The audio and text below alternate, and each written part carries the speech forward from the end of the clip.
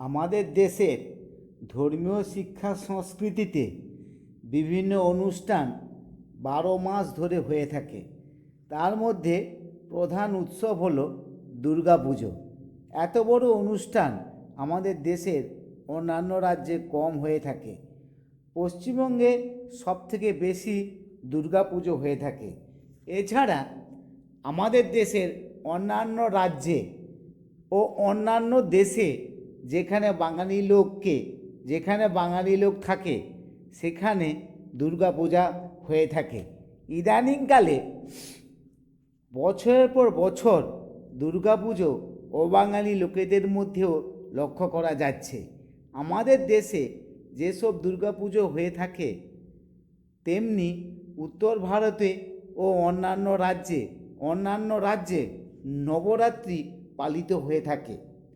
নবরাত্রি অনুষ্ঠান শেষ হয় দশেরা উৎসব পালনের মধ্য দিয়ে। রাবণের মূর্তি তৈরি করে মূর্তিকে পোড়ানো হয়। অহংকারী ও অত্যাচারী রাবণের মূর্তি জ্বালিয়ে সমাজের অশুভ শক্তির বিনাশ করা হয়। এই রকম একটা ধর্মীয় চিন্তাভাবনা আমাদের সমাজে চালু আছে। এই একই চিন্তাভাবনা দুর্গাপূজাকে কেন্দ্র করে চালু আছে। অসুরের বিনাশের মধ্য দিয়ে মা দুর্গা স্বর্গরাজ্যকে রক্ষা করেছিলেন। বর্তমান যুগে রাবণ অসুর নেই, কিন্তু তাদের মতো চিন্তাভাবনার লোক আমাদের সমাজের চারিদিকে ছড়িয়ে আছে। এই সমস্ত লোকগুলো বর্তমান যুগে ভদ্রবেশী শয়তান লোক। এরা বর্তমানে ভদ্রবেশী শয়তান হিসাবে বিরাজ করছেন।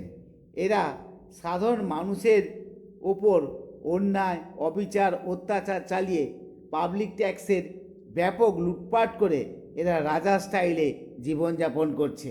বর্তমান যুগের অসুর রাবণদের সমূলে বিনাশ করে আমাদের সমাজ ব্যবস্থাকে বাঁচাতে হবে। তা না হলে এরা চুরি, ডাকাতি, অত্যাচার, মেয়েদের উপর নির্যাতন দিনের পর দিন চালিয়ে যাবে। এইসব অশুভ শক্তিকে রাবণের মতো পুড়াতে হবে। এইসব অশুভ শক্তিকে অসুরের মতো বধ করতে হবে। তা না হলে এই ধর্মীয় অনুষ্ঠানে তাৎপর্য থাকবে না।